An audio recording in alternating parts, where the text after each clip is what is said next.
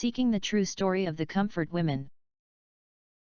How a Harvard professor's dubious scholarship reignited a history of mistrust between South Korea and Japan. By Jeannie Suk Gersen. Jeannie Suk Gersen is a contributing writer to The New Yorker and a professor at Harvard Law School.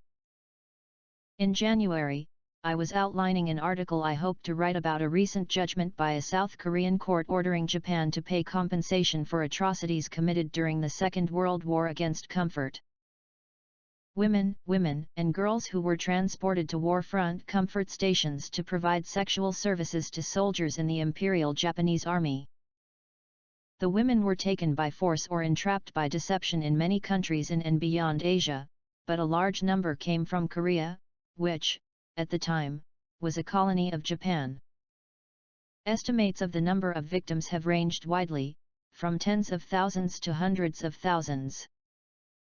On January 23, Japan announced that the Korean court's judgment, which ordered a compensation of $91,800 to be paid to each of the 12 Korean comfort women who were plaintiffs in the case, 7 of whom had died since it was filed, in 2013, was extremely regrettable and absolutely unacceptable. Japan said that it was not subject to Korea's jurisdiction and considered the matter to have been previously settled. I was ruminating on how legal decisions relating to Second World War crimes against humanity might help resolve or aggravate historical traumas that seem impossible to leave in the past, in part because they have been mired in waves of conflict and denial about the truth of what happened. On January 31, I began to receive messages from students and alumni of Harvard Law School, where I am a professor, about a longtime colleague of mine, J. Mark Ramsier, a corporate law specialist in Japanese legal studies. I knew him slightly, as an unassuming man in his late 60s who had ridden bikes with my husband and once advised us on what Japanese knives to buy. A child and grandchild of American Mennonite missionaries in Asia, he grew up in Japan. I knew that his scholarly contributions had included debunking conventional wisdom about the post-war Japanese economy. The students and alumni wrote to tell me that Ramsier had become front-page news in South Korea, owing to 2 recent articles he had written that challenged the historical consensus on comfort women.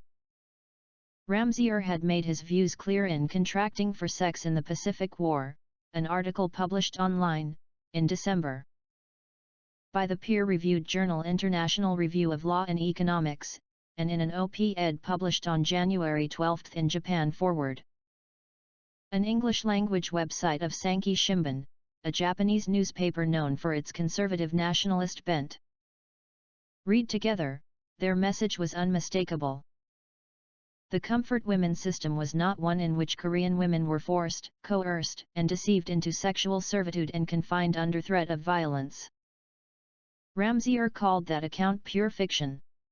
Instead, he claimed that Korean comfort women chose prostitution and entered multi-year indenture agreements with entrepreneurs to work at war-front brothels in China and Southeast Asia. Purporting to use game theory, he said that the economic structure of the contracts reflected that the sex work was voluntarily chosen. Prostitutes have followed armies everywhere, and they followed the Japanese army in Asia, he wrote. The news of Ramsier's article had been reported favorably in Japan, and then made its way to Korea and across the globe.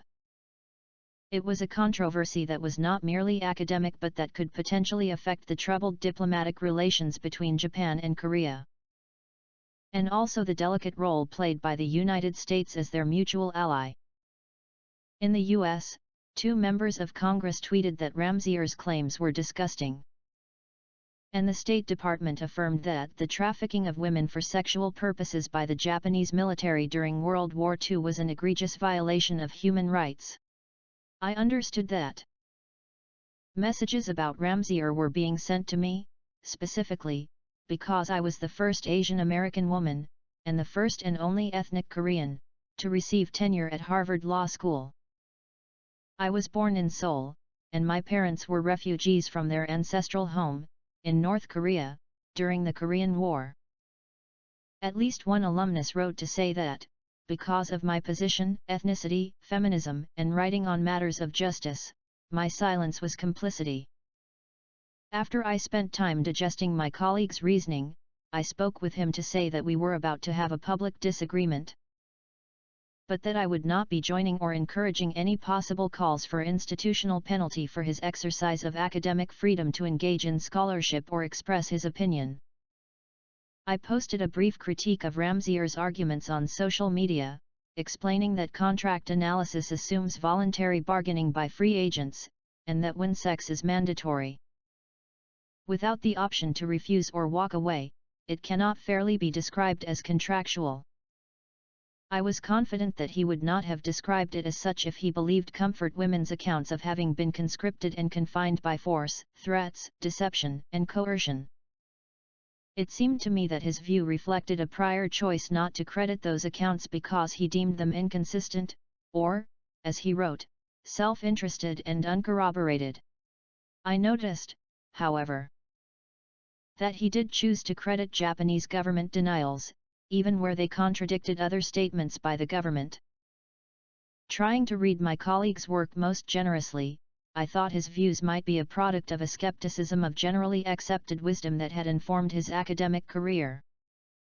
I approached the matter in the vein of criticism and disagreement over facts, logic, and interpretation, regarding a subject that triggered strong emotions around nationalism and human rights. I expected that scholars, by delving into Ramsier's research, would be able to further assess the accuracy of his claims. I could not have imagined how straightforward and yet how mystifying that work would prove to be. Despite how easy it may be to reduce the issue to a conflict between Korea and Japan, victim and perpetrator, or women and men, historians have carefully explored the features and meanings of the comfort women system, which involved several hundred comfort stations in war-torn Asia, individuals of many nationalities, and myriad experiences. Scholars have debated the precise role that the Japanese military played, along with private recruiters, in procuring the women. In South Korea, reckoning with the role of native recruiters in entrapping fellow Koreans, and with impoverished families in allowing their girls to be taken, has been difficult, to say the least. There have been debates about whether the phrase sex slavery, given its common associations with chattel slavery, best captures the non-chattel situation of abuse and rape in brutal confinement. Over decades, historians have determined that there was a range of force or coercion used against comfort women, but that violence and threats were endemic. By contrast, Ramsier's statements seemed intent on flattening the complexity down to a plain denial. Korean comfort women went to the war front as voluntary prostitutes. The end of Japanese colonialism in Korea, Taiwan, Manchuria, and the Western Pacific, following the empire's surrender to the U.S. at the conclusion of the Second World War, began 7 decades of recrimination, apology, and denial over Japan's wartime atrocities.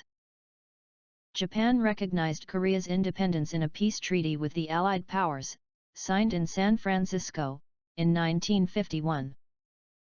In 1965, a treaty between South Korea and Japan normalized their relations, and the countries agreed that the problems concerning property, rights, and interests of each have been settled completely and finally, and that no claims shall be made with respect to the measures relating to them.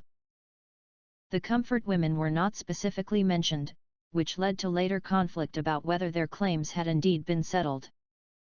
For decades, the issue of comfort women was not widely discussed in Korea, the society of which stigmatized and ostracized sexual assault victims. But, by the early 90s, the survivors had begun to share their experiences publicly. In 1993, Japan issued the Watershed Kono Statement, which admitted the Japanese military's involvement in the comfort stations and in recruiting women against their own will, and said that they lived in misery at comfort stations under a coercive atmosphere. Japan extended sincere apologies and remorse, and promised to face squarely the historical facts with firm determination never to repeat the same mistake by forever engraving such issues in our memories through the study and teaching of history.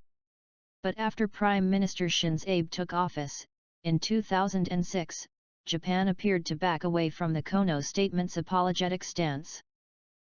Under Abe, the environment in Japan became inhospitable to objective historical inquiry on the subject of comfort women, as Alexis Dudden, a historian of modern Japan and Korea at the University of Connecticut, put it. A key example was an attempt by the Japanese Foreign Ministry, in 2014, to pressure McGraw-Hill to erase several paragraphs on comfort women from one of its world history textbooks. The publisher refused, citing scholars' work in establishing historical facts. Abe lamented the outcome, saying, "This kind of textbook is being used in the United States, as we did not protest the things we should have, or we failed to correct the things we should have." In 2015, 20 historians in the U.S. published a letter in the magazine of the American Historical Association expressing dismay at recent attempts by the Japanese government to suppress statements in history textbooks about comfort women. They compared Japan's efforts to erase Second World War atrocities to American Education Board's efforts to rewrite school textbooks to obscure accounts of African American slavery. One of the signatories was Andrew Gordon, a historian of modern Japan at Harvard University. Later that year, Gordon and Dudden were among the organizers of a separate letter about comfort women, which was eventually signed by hundreds of scholars of Japanese studies at universities on several continents. Referring to the 70th anniversary of the end of the Second World War, the scholars wrote that the evidence makes clear that large numbers of women were held against their will and subjected to horrific brutality, and that only careful weighing and contextual evaluation of every trace of the past can produce a just history. The scholars defended the freedom of historical inquiry and called upon governments to do the same. Meanwhile, in South Korea, resentment about Japan's attempts to downplay its responsibility had been building, sometimes hardening into intolerance of anything short of a purist story of the Japanese military kidnapping Korean virgins for sex slavery at gunpoint. In 2015, a Korean academic named Park Yoo-ha was sued civilly by comfort women for defamation, and criminally indicted by Korean prosecutors for the publication of a book that explored the role of Koreans in recruiting the women and the loving relationships that some comfort women developed with Japanese soldiers while they were confined in a slave-like condition. The book did not, as some have claimed, absolve Japan of responsibility or deny the comfort women's brutal victimization. Gordon, the Harvard historian of modern Japan, signed onto a letter with 66 other scholars in Japan and the U.S., expressing great consternation and concern at the South Korean government's indictment of Park, and conveying appreciation for her book's scholarly achievement. Park was ultimately found civilly liable, and was ordered to pay damages to comfort women. She was acquitted of the criminal defamation charges, with the trial court citing her academic freedom, but an appellate court overturned that verdict and fined her. In 2015, Japan and Korea reached a new agreement, with the encouragement of the Obama administration, in which Prime Minister Abe expressed his most sincere apologies and remorse to the comfort women. Japan contributed $8.3 million to a Korean fund to compensate comfort women, and the two governments promised to refrain from accusing or criticizing each other regarding this issue in the international community. Both sides said that the comfort women issue was resolved finally and irreversibly. But the Korean comfort women maintain that their government made this deal without consulting them, in a betrayal by Park Geun-hye, the country's first female president, who likely wished to obtain Japan's apology and compensation before the remaining survivors died. The deal was further delegitimized in South Korea when President Park was removed from office, in 2017, and the new president, Moon Jae-in, said that his predecessor's agreement cannot solve the comfort women issue. Meanwhile, Japan has furiously objected to the installation of comfort women statues around the world. It filed a brief in a U.S. lawsuit that unsuccessfully sought the removal of a memorial in a Los Angeles suburb, and terminated Osaka's sister city relationship with San Francisco after a monument was installed there. Japan's rhetoric has escalated since the Korean court's decision ordering it to apologize and pay compensation. This month, new language appeared on the website of Japan's Ministry of Foreign Affairs, omitting mention of the Kono statement and decrying claims that can hardly be said to be based on historical facts, such as the allegations of forceful taking away of comfort women and sex slaves. The politics of Japan and South Korea's dispute are difficult to unravel. But the question of how Ramseyer had come to his conclusion about Korean comfort women turned out to be a separate confounding matter. Early this month, Andrew Gordon and Carter Eckert, another Harvard historian, were among the academics who were invited to write a response to Ramseyer in International Review of Law and Economics, the journal that had published his article. Eckert and Gordon decided to work on a response together. Reviewing Ramseyer's footnotes, they found that there were no contracts involving Korean women at wartime comfort stations cited, nor secondary sources detailing those contracts, nor even any third-party accounts that confirm the relevant terms.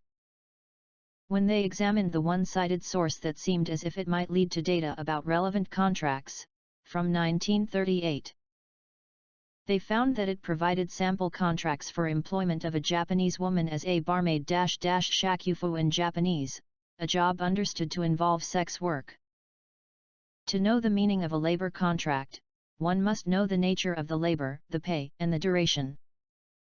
But, from what Eckert and Gordon could tell from their tracking of Ramseyer's sources, none led to information about the terms of the contracts, written or oral, with Korean women. Eckert and Gordon did not think it was reasonable to infer, from sample pre-war or wartime prostitution contracts for Japanese women, that Korean women entered similarly termed or structured contracts for sex work serving the Japanese military at the front. The historians also noted that, even assuming Korean women or their families had entered contracts for the women to work at comfort stations, they may not have known the sexual purpose for which they were being recruited, in which case, any contracts could not be considered voluntary. Eckert and Gordon explained, in a statement, that in the decades leading up to the Second World War the term comfort station, iinjo in Japanese and wieunso in Korean, would not necessarily have communicated a sexual meaning, having been used in both Japanese and Korean newspapers of the period to refer to such things as recreation areas in municipal parks, a hotel, a shelter for children, and a hot springs spa. Gordon also shared with me his translation of an article from 1940 in a major Japanese newspaper, which reported on a Japanese woman who traveled to northern China based on a recruiting ad for a comfort woman, and who was surprised to learn, upon arrival, the true nature of the work. The author of the article assumed that the reader, too, would not have known that comfort woman meant sex worker, determining that it wasn't possible to respond to Ramseyer's empirical claims without being able to examine the evidence. Eckert and Gordon wrote to the journal's editors to say that there was a problem of academic integrity and to request a retraction of Ramseyer's article. Within days, the journal issued an expression of concern, alerting readers that concerns have been raised regarding the historical evidence in the article, and that the claims are currently being investigated. When I spoke to Ramseyer for this article, he said, "I don't have any Korean contracts." He further explained that he was building on an article he'd written in 1991 about indentured servitude contracts for prostitution in pre-war Japan, based on vast amounts of discussion in historical records. That article on pre-war prostitution did not address war-front sex work during the Second World War or Korean comfort women.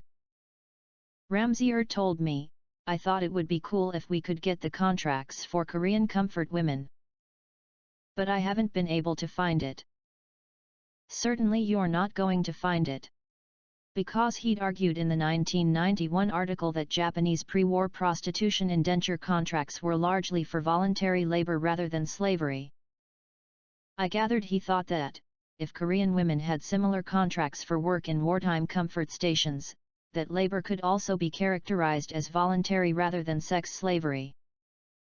Tessa Morris-Suzuki, a senior figure in modern Japanese history and an emeritus professor at the Australian National University, also wrote to the journal to ask that Ramsier's article be retracted. In her letter, she noted that, bizarrely, he transposed his earlier research from one place and historical period to another. So that a study which was originally about systems that existed in Japan in the 1920s and early 1930s was now presented as a statement about the late 1930s to 1940s wartime comfort station system. Despite the fact that this system operated in a different time, in different places and in drastically different circumstances. Morris-Suzuki also pointed out that, in many instances, Ramsier's sources were at odds with the claims for which he used them. In one case, Ramsier wrote that the Japanese government drafted recruiting regulations designed to select only prostitutes already in the industry, and cited two official Japanese documents. Morris-Suzuki found that one of those documents actually shows that some women had been recruited by something close to kidnapping. Amy Stanley, a professor of Japanese history at Northwestern University, who has written books on Japanese prostitution and women's social history, told me the established historical evidence that Ramsier omitted about physical violence and threats used to keep women from escaping the comfort stations destroy his argument that women stayed there voluntarily. Stanley worked with 4 other scholars of Japanese history, on 3 continents, to produce a 35-page document laying out Ramsier's misrepresentations of his Japanese sources and highlighting his inaccurate citation practices. Like Morris-Suzuki, Stanley and her colleagues observed that Ramsier's statements in the article were often plainly contrary to the sources he cited for their support. In one striking example, Ramsier wrote about a young Japanese girl who went to Borneo to work as a prostitute. When Osaki turned 10, a recruiter stopped by and offered her 300 yen up front if she would agree to go abroad. The recruiter did not try to trick her. Even at age 10, she knew what the job entailed. Stanley and her colleagues found that the girl's testimony in the book that Ramsier cited, actually said that she and other girls resisted, saying to the brothel keeper, "You brought us here without ever mentioning that kind of work. And now you tell us to take customers. You liar." The girl further recalled, "After our first night, we were terrified. We hadn't realized this was what men and women did. It was so horrible, we could hardly believe it." The scholars also found it curious that, while purporting to describe a voluntary contract system, Ramsier referred to the employer as Osaki's owner. Ramsier emailed me to say that he was puzzled and troubled upon reading the scholar's allegation of his misstatement, and added, "I don't know how this happened, but I did in fact make a mistake here." Michael Kui, an economist who teaches game theory at UCLA, is an organizer of a group of economists who are calling for the retraction of Ramsier's article. No matter what field you're in, economics, history, sociology, whatever, there are certain scholarly standards which must be applied, Kui told me. And one of them is, when you cite something, you cite in a way which is true to the source. More than 1,000 economists, many of whom have served as editors of academic journals, have signed Kui's public statement rebuffing the idea that economics or game theory justifies Ramsier's conclusions. Game theoretic principles can be used to interpret many coercive situations, from crime and punishment to nuclear warfare, they write. But invoking game theory does not establish the absence of violent exploitation or predation. It does not allow one to conclude that such interactions were consensual. Game theoretic principles do not provide some magical cover or authority for the article's reckless claims. Alex Lee, a professor at Northwestern's law school, signed The Economist's statement. He was also among more than 30 associate editors who participated in the journal's peer review process. Not having been involved in selecting Ramsier's article, Lee became alarmed, upon reading it, that its sweeping claims were not properly supported. He got in touch with an editor and received permission to seek responses from several historians of modern Japan and Korea. A few days later, Lee chose to resign from the journal. The decision to publish this article is, at best, a serious error in judgment, and at worst, highly irresponsible and unethical, Lee wrote to me, in a statement. If the journal is not equipped to assess the revisionist historical claims of this magnitude, which can cause serious damage, it should never have accepted the article for publication. My conversations with scholars who spent the past 3 weeks investigating Ramsier's claims have been remarkable to me because of the strength of their commitment to upholding professional standards and procedures. While his claims are provocative and distressing to many, the scholars' concern was not that, but only the claim's truth. Eckert and Gordon have spoken out in defense of the academic freedom to follow evidence to uncomfortable or debatable places, including on the topic of comfort women. They and other historians I spoke to objected to the persecution of Park Uha, whose book on comfort women produced insights that could be argued over, based on the evidence. Each of the historians also defended the work of another scholar, c. Sarah So, whose textured study of comfort women, which explores the responsibility of Korea's patriarchal society in the abusive system, has been weaponized by deniers and attacked unjustifiably as being anti-Korean or of absolving Japan. In the researcher's view, the key issue is scholarly responsibility. Ramsier emailed me to identify people in Korea, Japan, and elsewhere who are supportive of him. He alerted me to a public statement decrying a witch hunt against him, signed by 15 Korean individuals. They included 4 co-authors of the book Anti-Japan Tribalism, from 2019, which includes the claim that the story of sex slavery in the case of the comfort women is a lie. One of signatories is a retired economics professor at Seoul National University who was seen in a video slapping a reporter. Another is an academic who was punched while leading a demonstration for the removal of a comfort women statue. Their statement pointed out that Ramsier's article was published by the International Review of Law and Economics, a renowned international academic journal. After his paper received appropriate evaluations including peer review. On February 8, 6 people affiliated with Japanese institutions, who identified themselves as historians, issued an open letter defending Ramsier's academic integrity and urging against cancelling his work. Most don't appear to have history degrees, and most are connected to a right-wing group that is focused on denying Japanese wartime atrocities. Ramsier also showed me supportive letters that 2 U.S. colleagues in Japanese studies had sent to the journal. One was sent, on February 4, by Mary Elizabeth Berry, a Japanese historian of the 16th and 17th centuries and an emeritus professor at the University of California, Berkeley. Berry wrote that Ramsier's research is formidable, exacting, and carefully marshaled, and that she believed his analysis reflected a mainstream position among reputable scholars in Japan. But after she read the documents identifying problems with the article's integrity, she wrote to me, saying, "They are very powerful. Mark needs to respond to them thoroughly. And to admit error, as appropriate." Another supportive letter came from David Weinstein, a professor of Japanese economics at Columbia, who wrote, also on February 4, that it is important for academic journals to sometimes publish controversial, fact-based pieces and let readers decide for themselves which arguments are persuasive.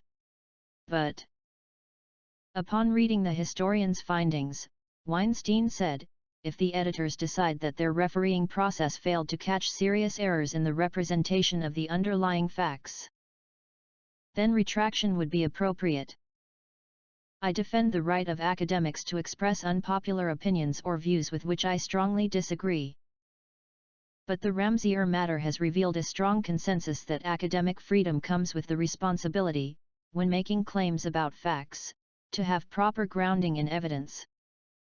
In continuing to investigate Ramsier's work, scholars have found that he misused historical sources in several recent articles on minority groups that have been subject to severe discrimination in Japan. The Burakumin, a formerly hereditary outcast group, Okinawans, and Koreans.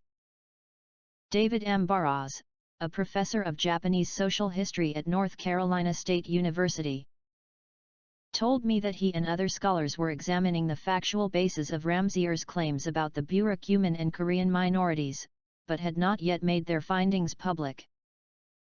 On Saturday, Alan Harrell, a law professor at the Hebrew University of Jerusalem and the co-editor of the forthcoming Cambridge Handbook of Privatization, told a Korean news agency that he and his co-editor, Avihay Dorfman, of Tel Aviv University's law school, had asked Ramsier to significantly revise a chapter he had contributed to the book, which casts doubt on historians' estimates that 6,000 people were killed in a 1923 massacre of Koreans in Japan. In the chapter, Ramsier characterizes young Koreans as a high-crime group and repeats discredited rumors about Koreans torching buildings and raping civilians.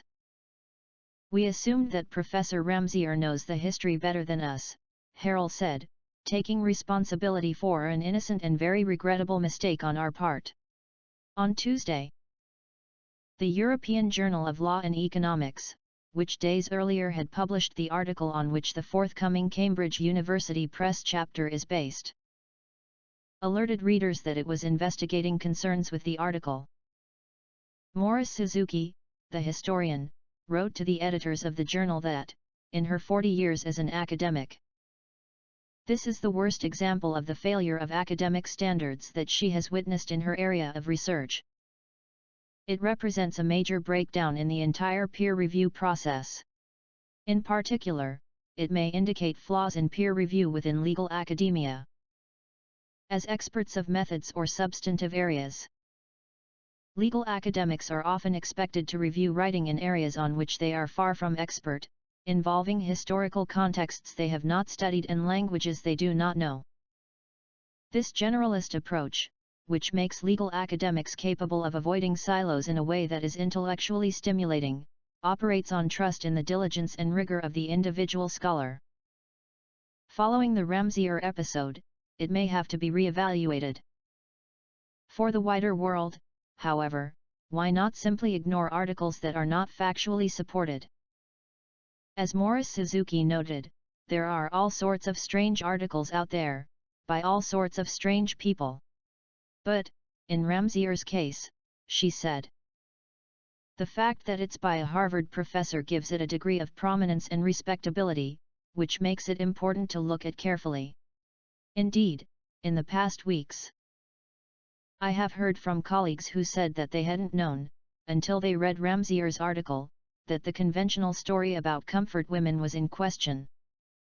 Morris-Suzuki thinks this is a really good test case for the contemporary problem of people being overwhelmed by things that present themselves as fact but are not properly based in fact. Not just in academia but in the media and on the internet.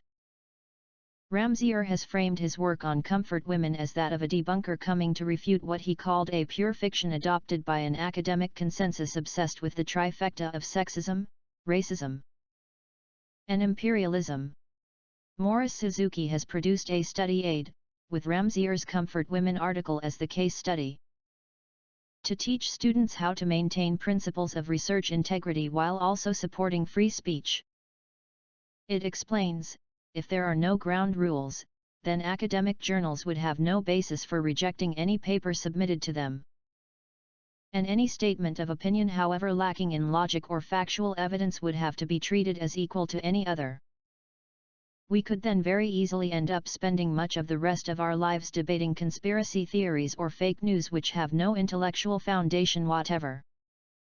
To put it at its simplest and crudest, if there are no research standards, then we may as well all pack up and go home, because anything goes and any truth claim is just as good as any other. In Korea and Japan, controversies about comfort women are nothing new. What appears new is having a familiar extreme denialist position emanate from a university that many around the world associate with legitimate scholarship. Daniel Snyder is a Korea and Japan expert at Stanford who studies how battles over wartime memory affect international relations in Asia. He has also covered Korea and Japan as a reporter in both countries since the 1980s. Snyder said that Ramsier's statements in Japan Forward are precisely the arguments of the revisionist right in Japan. Snyder told me that a high-ranking Japanese foreign ministry official cited Ramsier's work to him as yet more evidence of the false nature of the Korean position. According to Snyder, the Japanese official, after learning of the historian's findings about Ramsier's article, assured him that the government does not intend to embrace Ramsier's contentions. But Snyder observed that the more the Koreans go after Ramsier, the more some people in Japan want to embrace him. It is a poisonous dynamic. This week, a leading Japanese daily newspaper, Yuken Fuji, wrote that a Harvard professor's scholarly research demonstrated that comfort women were licensed prostitutes, and that there was no sex slavery. It also claimed that crazed Koreans had pressured Harvard professors to criticize Ramsier.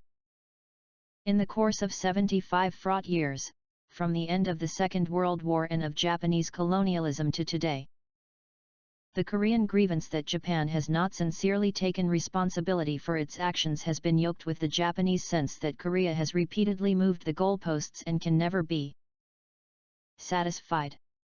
The Ramsier controversy could not be more perfectly timed and ready-made to aggravate those dynamics, although I have no reason to believe it was done so by design. As I neared the end of this journey, I reached out to Ramsier again to see if we could understand each other's developing thoughts. By then, I'd spent much of the past month steeped in his sentences, logic, and sources with hours of meticulous help from expert scholars of Japanese. He said he would pass and explain himself in his own time, which I could understand. Alexis Dudden, the historian of Japan and Korea, was one of the scholars invited to publish a reply to Ramsier in the journal. In her comment, she observes that a reason for studying past atrocities is to try to prevent similar occurrences in the future, not to abuse history by weaponizing it for present purposes. She told me of meeting Korean comfort women in Tokyo, in 2000. At the Women's International War Crimes Tribunal on Japan's military sexual slavery. One of them had her tongue cut out, she said. Another woman literally lifted up her hanbok to show me where one of her breasts had been lopped off. Dudden said that the tribunal was a big watershed in terms of understanding how oral testimony really was necessary, to shift the legal approach, but also in terms of doing historical evidence gathering in the study of crimes against humanity. In some sense, such testimony of atrocities is seemingly irrefutable. But historians such as Dudden continually seek to verify it, producing knowledge of unspeakable horrors, through cycles of historical denial, political conflict, and diplomatic irresolution. Last week, Lee Yong-soo, who was conscripted as a comfort woman at 15 and is now in her 90s, known as Grandma Lee, spoke at an event organized by Harvard Law School's Asian American student group. In the days before, a small far-right fringe group in Korea sent multiple emails defending Ramsier to me and all of my faculty colleagues at the law school and in East Asian studies, and also to students who'd criticized him. The mail I received focused on my Korean ethnicity and asserted that my speaking about the matter while not being a law and economics specialist will only prevent reasonable debates and not help resolve the conflict between Korea and Japan. The emails even claimed that Grandma Lee was a fake comfort woman, and that we at Harvard should boycott her event. Grandma Lee chose to address the Ramsier situation directly. Through an interpreter, she observed that Ramsier was maybe actually a blessing in disguise, because, thanks to him, there is suddenly more interest in the history of comfort women. The more that Japan denies the history, she said, the more attention it brings. She said she hoped that, before she dies, Japan and Korea will work together to bring the matter to the International Court of Justice, so that the evidence could establish the truth of what happened. I hate the crime but I don't hate the people, she said.